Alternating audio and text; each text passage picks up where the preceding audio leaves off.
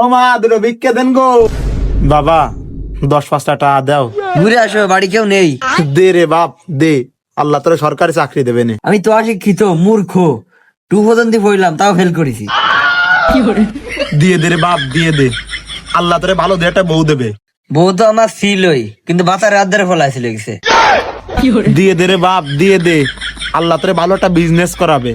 Business? আমার পুরো বংশ হয়তো কিস্তির ভিতর ডুবে রয়েছে। তাও দে রে বাবা, তোর আব্বা খুব ভালো থাকবে। আমার আব্বা তো জেলে রয়েছে। তাহলে তো ছোট ভাই ভালো থাকবে। ওই জানোয়ারের বাচ্চায় তো আমার বউ নিয়ে ফলাইছে। তুই এই বাড়ি থেকে আর কি করবি? তোর তো এই বাড়ি জন্ম নিয়েই ভুল হয়েছে। তুই তো আমার দলের লোক, ধর তুইও বিক্রি করবি আমিও বিক্রি করবো, তুই ওই পাড়ায় আমি এই পাড়ায়।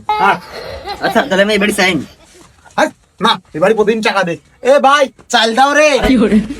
আরে করতে তো দেবে না।